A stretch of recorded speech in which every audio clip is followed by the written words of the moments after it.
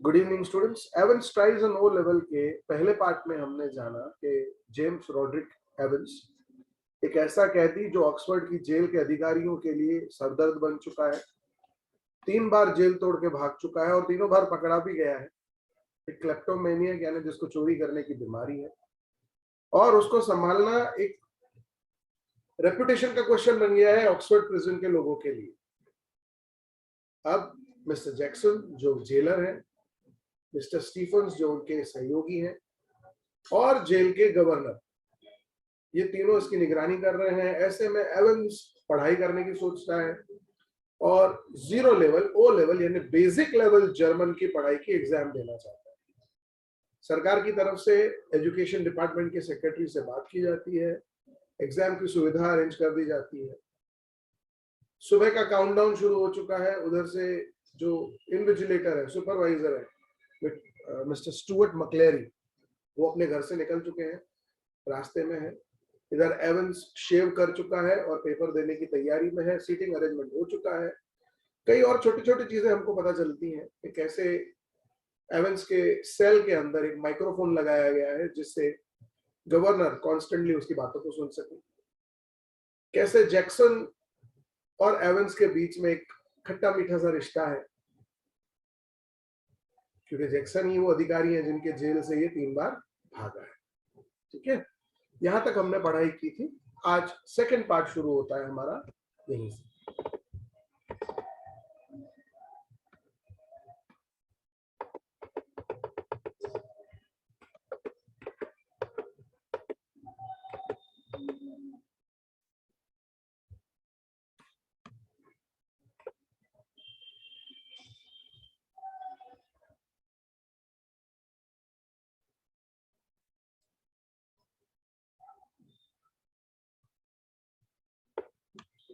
I think मैंने यहां तक करवाया था।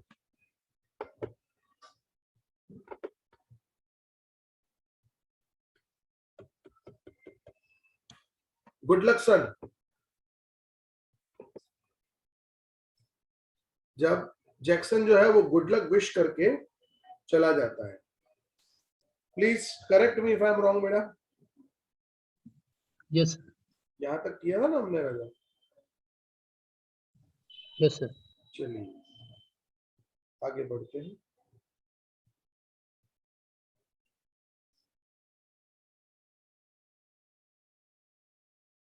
स्टूडेंट्स जस्ट 1 मिनट है बेटा, आपको होल्ड कर रखा हूं, just 1 minute.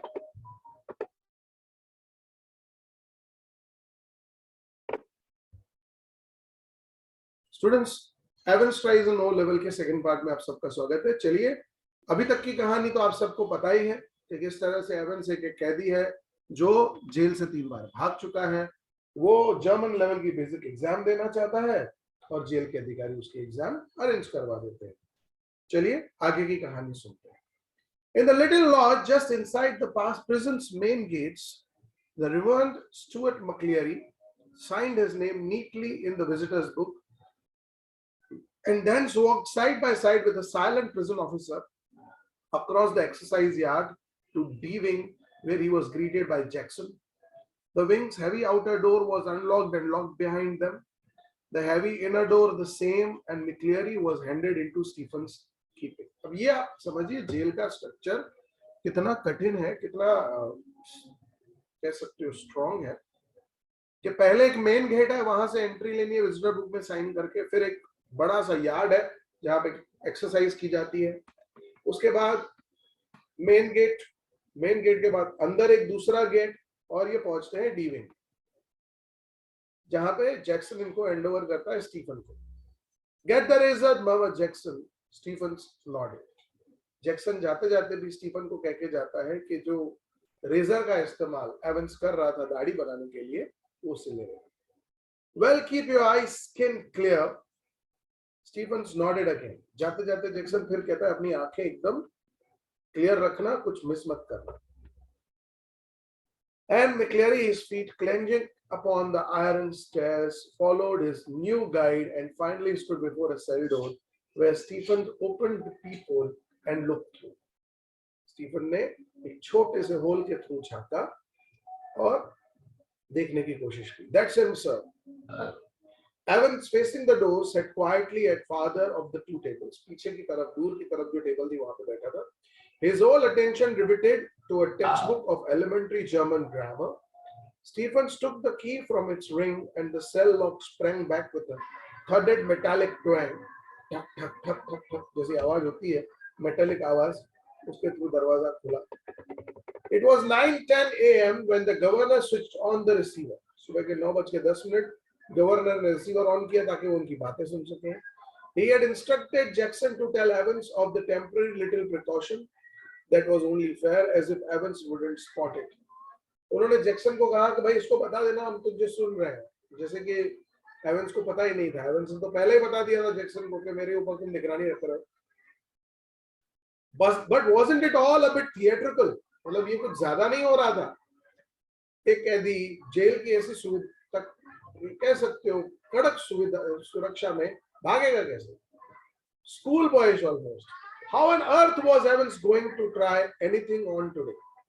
If he was so anxious to make another break, why in heaven's name hadn't he tried it from the recreational block? जहाँ पे वो पढ़ने जाता था, वहाँ से भागना आसान था. But he hadn't, and there he was now sitting in a locked cell. All the prison. Sitting in a locked cell, all the prison officers on the alert, two more locked doors between his cell and a yard with a wall as high as a haystack. Yes, Evans was as safe as houses. जैसे इंसान अपने घर में सुरक्षित होता है, Avon उस jail में सुरक्षित था, उसका भागना मुमकिन नहीं था. Anyway, it wouldn't be any trouble at all to have the receiver turned on for the next couple of hours or so. It wasn't as if there was going to be anything to listen to, was it? Amongst other things, an invigilator's duty was to ensure that the strictest silence was observed. अब governor सोचता है सुनने को वैसे भी क्या मिलेगा, मतलब जब किसी बच्चे का पेपर हो रहा है, जब किसी स्टूडेंट का एग्जाम हो रहा है, तो सुपरवाइजर की, इन्विजिलेटर की सबसे बड़ी रिस्पॉन्सिबिलिटी यही होती है कि वो साइलेंस मेंटेन करके रखे. भागने की कोई संभावना थी नहीं. But still, that little nagging doubt, might Evans try to take advantage of McCleary, get him to smuggle in a chisel or two or a rope or a ladder. इनको अब डर लग रहा है कि कहीं ऐसा तो नहीं है कि McCleary के थ्रू ये कुछ मंगवा ले. The governor sat up sharply. It was all very well getting rid of any potential weapon that Evans could have used. But what about McCleary? What if, quite unwittingly, the innocent McCleary had brought in something himself? A jackknife, perhaps. And what if Evans held him hostage with such a weapon? अब आपने शायद Jack knife ना देखी हो, तो मैं आपको छोटा सा एग्जांपल देता हूं. आपने अपने घरों पे नेल कटर देखा है? Yes sir. नेल कटर के अंदर आप ऑब्जर्व करिएगा, दो और अलग अलग ब्लेड्स भी होते हैं apart from your regular nail cutter. हाँ सर. इसको बेसिकली जैक नाइफ कहते हैं, जिसका इस्तेमाल फल काटने के लिए या कोई धागा या रस्सी काटने के लिए किया जा सकता है. तो गवर्नर सोचता है कि चलो हमने एवंस को तो सिक्योर कर लिया, उसकी चेकिंग कर ली, पर क्या पता मिक्लेरी जाने अनजाने में कुछ अंदर ले आया हो या मे बी उससे मिला हुआ हो, तो उसको भी चेक कर लेना जरूरी है. The governor reached for the phone. It was 9:12 a.m. The examinee and the invigilator had already been introduced by Stephens when Jackson came back and shouted to McCleary through the cell door, "Can you come outside a minute, sir? You too, Stephens." अब paper शुरू होने में सिर्फ 3 minute बचे थे और invigilator अब instruction देने ही वाले थे कि जैक्सन दौड़ता हुआ आया और उसने इन्विजिलेटर स्टुअर्ट मैक्लेरी को और जो जेल के अधिकारी थे स्टीफन्स, उनको दोनों को बुलाया कि बाहर आ जाओ. Jackson quickly explain the governor's worries and McCleary patiently. उसने बताया कि भाई सर मेरी ये चीजें हैं, मुझे ऐसे ऑर्डर्स मिले हैं कि मैं आपको चेक करूं. And McCleary patiently held out his arms at shoulder level while Jackson lightly frisked his clothes. Something hard here, sir. Jackson के कहने पर बाहर आ गया. जैक्सन ने कहा कि सर बुरा मत मानिएगा, लेकिन ऑर्डर्स है, आपकी भी चेकिंग करनी पड़ेगी. ये बेचारा बिल्कुल प्यार से मान गया, कोई दिक्कत नहीं. उसने हाथ फैला दिए, इन्होंने चेकिंग की, कहा सर यहाँ पे कुछ हार्ड है. My reading glasses, replied McCleary, looking down at the spectacle case. जो चश्मे का बॉक्स था उसकी तरफ देखते हुए उसने कहा कि ये तो मेरे रीडिंग ग्लासेस है. Jackson quickly reassured him and bending down on the landing thumb, flicked the catches of the suitcase. अब उसकी तो चेकिंग कर ली, अब सूटकेस चेक कर रहा है.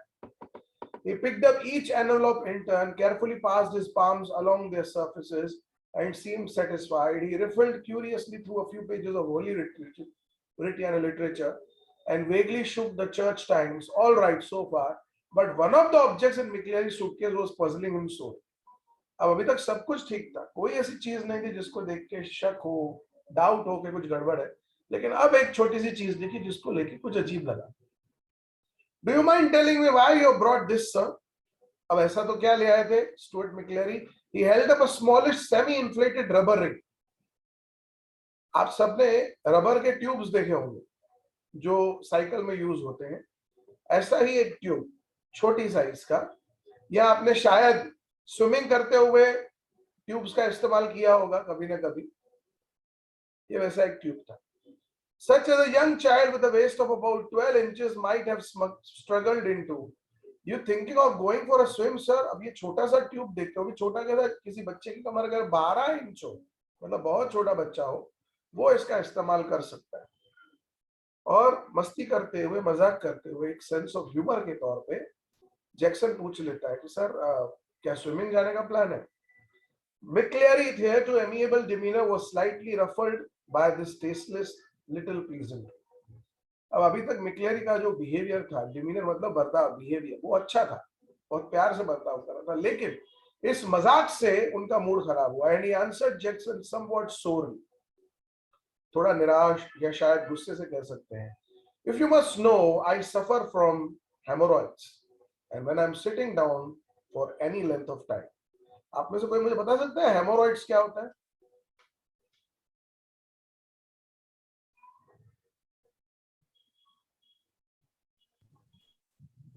Can anyone tell me? Sir एक गैस कर सकते हो शायद. हाँ बोलो ना माधव, क्या होगा? मैक्स टू मैक्स गलत जाएगा ना. सर मतलब शायद से कुछ हेड में पेन होता है, ऐसा कुछ होता है. नहीं नहीं नहीं, hemorrhoids basically refers two piles.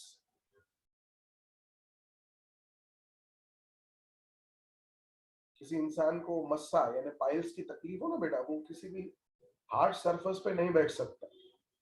तो ऐसे लोगों को इंस्ट्रक्ट किया जाता है कि आप जब बैठते हैं तो एक ट्यूब रख के बैठे, ताकि आपके जो कह सकते हैं वेस्ट है या आपकी जो हिप्स है, वो और सरफेस के बीच में थोड़ा गैप क्रिएट रहे, ताकि आप कंफर्टेबली बैठ सकें. तो ये बताता है कि सर मुझे हेमोरॉइड्स है यानी पाइल्स की तकलीफ है, जिसके चलते मैं थोड़ी देर के लिए भी बैठता हूं तो मुझे ऐसी ट्यूब की जरूरत पड़ती है. ये क्या करने वाला था? उस कुर्सी के ऊपर वो ट्यूब रख के उस पर बैठने वाला था. गॉट इट बेटा? Yes sir. Very sorry sir, I didn't mean Yes, to. sir. अब यहाँ पे जैक्सन को भी शर्मिंदगी हो रही है, एम्बैरेसमेंट हो रहा है कि यार मैंने गलत सवाल पूछ लिया. The embarrassment was still reddening Jackson's cheeks when he found the paper knife at the bottom of the case. I think I would keep this though, if you don't mind, that is sir. आपको last lecture में मैंने बताया था paper knife क्या होता है, याद है किसी को? कटर, कटर ही कहते हैं उसको. Yes sir. पेपर नाइफ उसको कहते हैं. अब वो एक चीज थी जो थोड़ी रिस्की लग रही थी, वो भी उसने निकलवा ली. It was 9:18 a.m. before the governor heard their voices again, and it was clear that the examination was going to be more than a little late in getting underway. 9:15 बजे जो पेपर शुरू हो जाना चाहिए था, वो 9:18 को तब इनकी बातचीत शुरू हो गई. गवर्नर को उधर रिसीवर पे सब सुनाई दे रहा है, तो क्या कहता है मिक्लेरी? अब सुनिए. You have got a watch? Evans कहता है yes sir.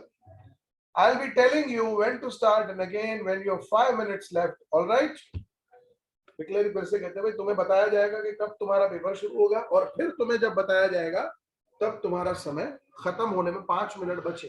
जैसे स्कूल का कॉन्सेप्ट होता है, आपको याद हो, अगर टीचर पेपर शुरू करवाते हैं फिर आपसे बात नहीं करते हैं, सीधे बात कब करते हैं? जब आखिरी के 10 मिनट बचे हो या आधा घंटा बचा हो आपको वार्निंग देने के लिए.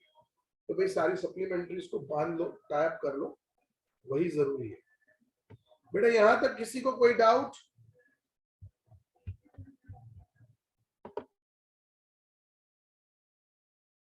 Sir.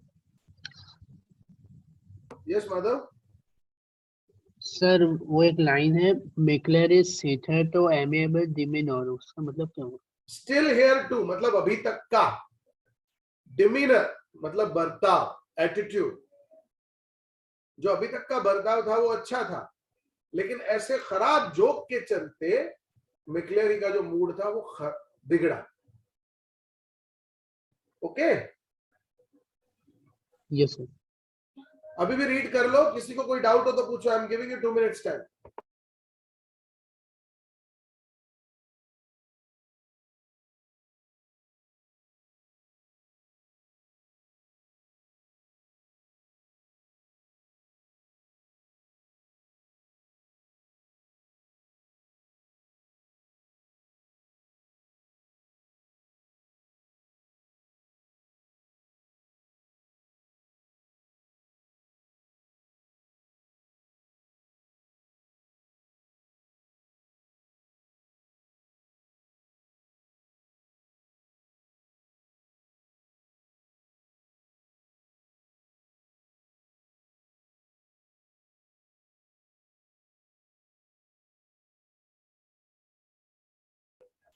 Nobody is having any doubt?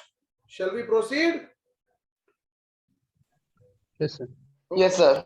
चलिए, अब there is a plenty more of this writing paper should you need it.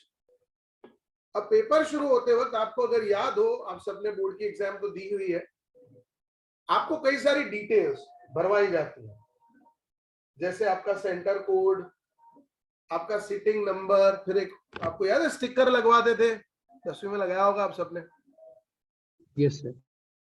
तो अब उससे डिटेल भरवाई जा रही है। Now right the name of the paper 0211। जैसे आपका इंग्लिश का पेपर है, उसका कोड क्या है पता है? FL006। हर सब्जेक्ट का एक कोड होता है। आपको जो टाइम टेबल मिला बोर्ड का, उसमें चेक करो, हर एक सब्जेक्ट का एक कोड मिला हुआ होगा। जो भी एग्जाम आपकी कंडक्ट होती है ना, उसका कोड होता है। तो ये भी बताता है। Now right the name of the paper 0211, ये उस पेपर का कोड है। In the top left hand corner, in the top right hand corner, write your index number 313, and in the box just below that, write your center number 271. Index number 313, center number 271. All right. अब बजे हैं 9:20। I am now going to, अब ये paper शुरू करवाने ही वाला था, फिर से एवन से कड़ंगा डालकर, he is not going to stay here, is he? Evans पूछता है, सर आप भले मेरे सुपरवाइजर हो, आप रुको, लेकिन स्टीफन अंदर क्यों रुकेगा? मिक्लेरी कहता है, I don't know about that, मतलब मुझे तो पता नहीं है, मैं तो जेल का अधिकारी हूं नहीं। स्टीफन कहते हैं, mister Jackson's given me strict instructions to be here. Stephen कहता है, मेरी तो ड्यूटी है, मुझे यहाँ रहना है। एवंस कहता है, how am I supposed to concentrate on my exam with someone breathing down my neck? Christ sorry sir, I didn't mean. Evans कहता है, कोई मेरे सर पे चढ़ के खड़ा हो जाए तो मैं एग्जाम की तैयारी कैसे करूं, पेपर कैसे लिखूं? सॉरी सर, मैं ये नहीं कर सकता, इसका कोई रास्ता निकालिए, मतलब ऐसा तो ना चले।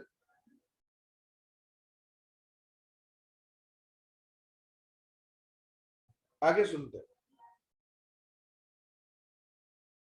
The governor reached for the phone. Jackson, get Stephens out of the cell, will you? I think we are perhaps overdoing things. अब क्योंकि वहां पे माइक्रोफोन लगा हुआ था, तो उस माइक्रोफोन के थ्रू गवर्नर ने सुन लिया ये, और गवर्नर ने जैक्सन को ऑर्डर दिया कि स्टीफन को बाहर निकालो, हम शायद हद से ज्यादा स्ट्रिक्ट हो रहे हैं। जैक्सन कहता है, जैसी आपकी इच्छा, as you wish sir. The governor heard the exchanges in the cell, heard the door clang once more, and heard McCleary announce that the examination had begun at last. तो जो एग्जाम 9:15 को शुरू होनी थी, वो शुरू हुई 9:25 को। It was 9:25 a.m. and there was a great calm, शांति थी। At 9:40 a.m. the examinations board rang through. 9:40 पे एग्जामिनेशन बोर्ड की तरफ से फोन आया। And the assistant secretary with special responsibility for modern languages asked to speak to the governor.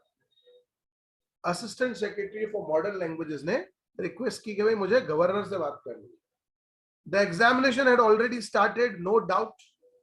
ये पूछता है, paper तो शुरू हो चुका है? बोले हाँ, a quarter of an hour ago. 9:40 हुए, 9:15 को 9:25 को पेपर शुरू हो गया। Yes, well, there was a correction slip which some fool had forgotten to place in the examination package. Very brief, could the governor please?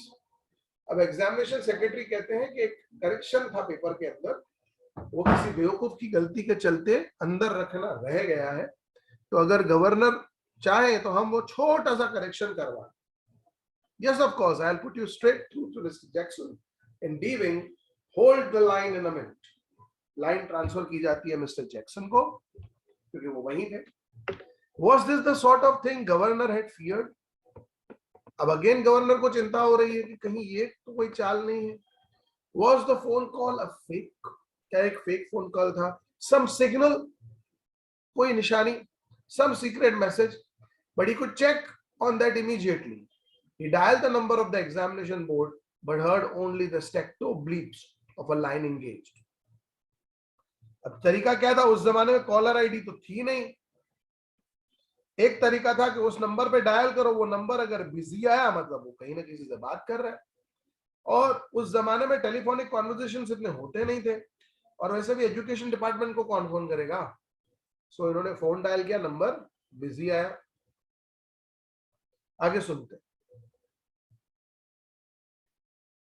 But then the line was engaged, wasn't it? Yes, not very intelligent that. 2 minutes later, he heard some whispered communications in the cell, and then McCleary's broad Scots voice. थोड़ी देर बाद कुछ आवाजें सुनाई दी. मैक्लेरी की आवाज से पता चलता था कि वो एक स्कॉटिश नेटिव का बंदा है, स्कॉटलैंड को बिलोंग करता है. Will you please stop writing a while? थोड़ी देर के लिए रुकिए mister Evans, and listen carefully. Correction बता रहा है. Candidates offering German 0211 should note the following correction on page 3, line 15. The fourth word should read Goldenen, not Goldine. अब कहता है भाई पेपर के अंदर एक छोटा सा करेक्शन है.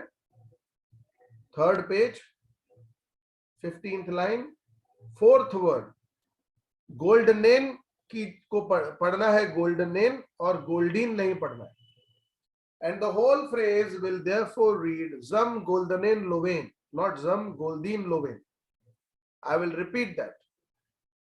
The governor listened and smiled. अब governor क्यों मुस्कुराया?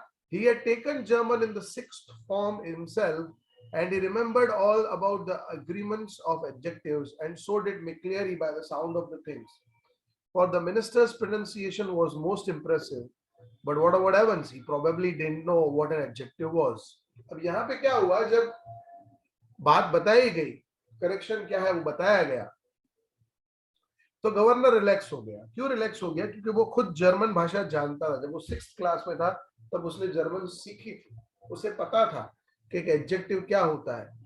उसकी ये भी डाउट क्लियर हो गई कि कहीं जो स्टुअर्ट मैक्लेरी है इनसे मिला हुआ ना ही तो नहीं है, क्योंकि मैक्लेरी की भी जर्मन एक्सेंट एकदम परफेक्ट थी. The phone ring again. अब करेक्शन करवा दिया गया. फोन फिर से बजा. The magistrates court. यहां पे अब एजुकेशन डिपार्टमेंट से नहीं, मैजिस्ट्रेट यानी जज की तरफ से कॉल आया है. They needed a prison van and a couple of prison officers. उनको एक प्रिजन वैन और कुछ प्रिजन ऑफिसर्स की जरूरत थी. रिमांड केस, किसी को जेल से रिमांड के ऊपर लिया गया था. मैं आपको बता दूं, कोर्ट के अंदर पुलिस की कुछ वैन्स होती हैं और कई बार वैन्स मंगानी भी पड़ती है. अब जैसे किसी कैदी को लाया गया है तो जरूरी नहीं है कि उसे सजा ही हो, उसे जमानत भी मिल सकती है, उसे जेल भी भेजा जा सकता है, कोई परिस्थिति हो सकती है. इसीलिए जेल से दो पुलिस ऑफिसर्स के साथ गाड़ी मांगी गई कि भैया गाड़ी भेजिए और उसमें हमें पुलिस ऑफिसर्स भी चाहिए. मैजिस्ट्रेट के ऑर्डर है, मैजिस्ट्रेट यानी जज. यहां तक किसी को कोई डाउट बेटा?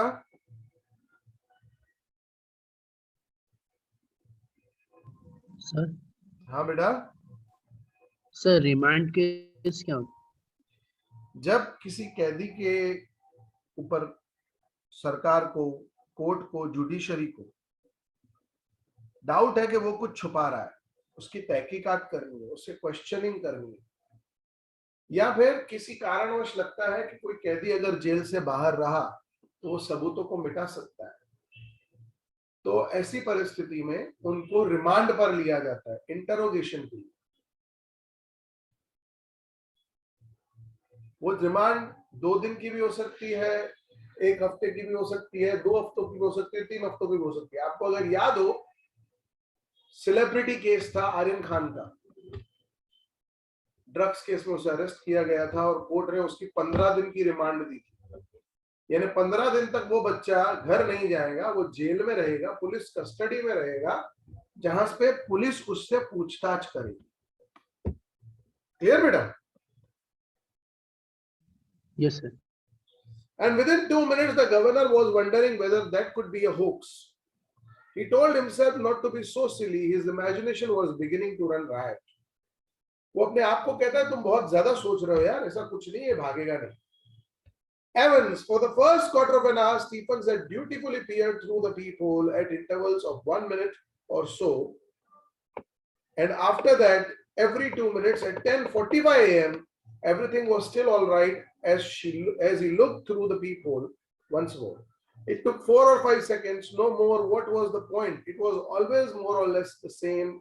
Evans, his pen between his lips, sat staring straight in front of him towards the door, seeking, it seemed, some sorely needed inspiration from somewhere, and opposite him McCleary, seated slightly askew from the table now, his face in semi-profile, his hair, as Stephens had noticed earlier, immaturely clipped pretty closely to the scalp, his eyes behind the pebble lenses, peering short-sightedly at the church times, his right index finger hooked beneath the narrow clerical collar, and the fingers of the left hand of the nails meticulously manicured, slowly stroking the short black beard. अब लगातार ध्यान रखा जा रहा है हर 1-2 minute पे, और same चीज दिख रही है. क्या दिख रही है? एवंस अपने दांतों के बीच पेन पकड़े बैठा है, जैसे किसी कुदरत के चमत्कार का इंतजार कर रहा हो कि कुछ याद आ जाएगा और मैं आंसर लिख दूंगा. सामने की सीट पे मिक्लेरी बैठा हुआ है, हाथ में किताब उठाए हुए, अपनी दाढ़ी को स्ट्रोक कर रहा है, धीरे धीरे स्ट्रोक कर रहा है, हाथ लगा रहा है. At 10:50 a.m., the receiver crackled to life and the governor realized he had almost forgotten Evans for a few minutes. 10:50 में फिर से खड़खड़ की आवाज हुई. 1.5 घंटे के ऊपर बीत चुका है. गवर्नर को रियलाइज होता है उसने बहुत देर से सुना ही नहीं था कुछ, क्योंकि पेपर था तो साइलेंस था. Please sir, would you mind if I put a blanket around me, my shoulders, sir? It's a bit sparky in here, isn't it? अब एवंस कहता है सर ठंड बहुत है. हम सबने सुना, शुरुआत में ही पता चला कि बारिश हो रही थी बाहर. जेल के अंदर के कमरे जहां पे धूप अक्सर नहीं जाया करती, वहां पर ठंड अक्सर बढ़ जाया करती. तो एवंस कहता है कि मुझे बहुत ठंड लग रही है, तो मुझे प्लीज मेरा ब्लैंकेट पहनने दीजिए. वो बताता है there is one on my bunk here, मेरे पास एक है ही. Be quick about it. McCleary कहते हैं ठीक है पहन लो blanket. At 10:51 a.m., Stephens was more than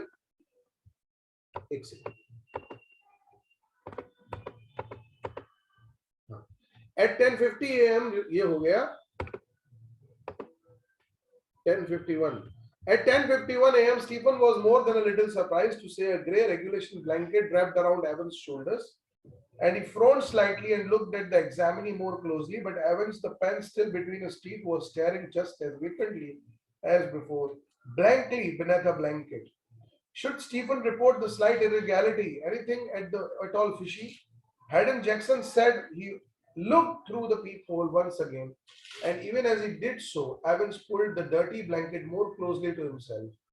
Was he planning a sudden Batman leap to suffocate McCleary in the blanket? Don't be daft. There was never any sun on this side of the prison. No heating either during the summer months. And it could get quite chilly in some of the cells. Stephen decided to revert to his earlier every minute observation. Stephen को मन में आया कि ये change के बारे में मैं जैक्सन को बताऊं कि नहीं बताऊं. फिर वो सोचता है कि यार हम बहुत ज्यादा सोच रहे हैं, ये बेचारा कहाँ भागेगा, इसके बाद भागने के लिए मौका ही कहाँ है. मैं टाइम टू टाइम जो अपनी निगरानी कर रहा हूँ वो करूंगा. At 11:20 a.m., the receiver once more crackled across the silence of the governor's office, and McCleary informed Evans that only 5 minutes remained. The examination was almost over now, but something still gnawed away quietly at the governor's mind. He reached for the phone once more. 11:20, paper खत्म होने में बस 5 ही minute पड़े हैं. McCleary ने announce किया paper खत्म हो रहा है. गवर्नर को लगा कि कुछ और गड़बड़ है, उसने फिर 11:22 को कॉल किया. At 11:22 a.m., Jackson shouted along the corridor to Stephens. The governor wanted to speak with him. Hurry, man! Stephens picked up the phone apprehensively and listened to the rapidly spoken orders. Stephen himself was to accompany McCleary to the main prison gates. Understood? Stephens personally was to make absolutely sure that the door was locked on Evans after McCleary had left the cell. Understood? Order दिया गया, भाई McCleary को तुम gate तक छोड़ के आओगे और McCleary के बाहर निकलते ही एवंस को बंद करोगे. बोलता है सर बिल्कुल पता है. At 11:25 a.m., the governor heard the final exchanges. McCleary, stop writing, please. Silence. Put your sheets in order to see they are correctly numbered. Chair के सरकने की आवाज है. एक दूसरे को ये लोग थैंक यू कहते हैं. McCleary कहता है कि पेपर कैसा था? बोलता है बुरा नहीं था. Good, Mr. Stephens. The governor heard door clang for the last time. The examination was over. Governor ने आखिरी बार दरवाजे को बंद होते हुए सुना. एग्जाम खत्म हो गई, मतलब बड़ी जिम्मेदारी टल गई. जो डर था एवंस भाग सकता है, वो अब हो नहीं सकता. How did he get on, do you think? asked Stephens as he walked outside McCleary to the main gates. Oh, I cannot think. He has distinguished himself. I'm afraid his Scotch accent seemed broader than ever, and his long black overcoat reaching almost to his knees fostered the illusion that he had suddenly grown slimmer. यहाँ पे दो चीजें थी. Accent थोड़ी बदली हुई लग रही थी. दूसरा लग रहा था कि शायद थोड़ा पतला हो गया. Stephens felt pleased that the governor had asked him and not Jackson to see McCleary of the premises. And all in the morning had gone pretty well, but something stopped him from making his way directly to the canteen for a belated cup of coffee. अब उसने सोचा यार सब कुछ बहुत अच्छा गया, ये McCleary को गेट तक छोड़ के वापस आ गया, कॉफी पीने जा रहा था, फिर सोचा नहीं एक बार आखिरी बार देख लो. He wanted to take just one last look at Evans. एक बार आखिरी बार एवंस को देख लूं, मेरी ड्यूटी पूरी हो जाए. Last look.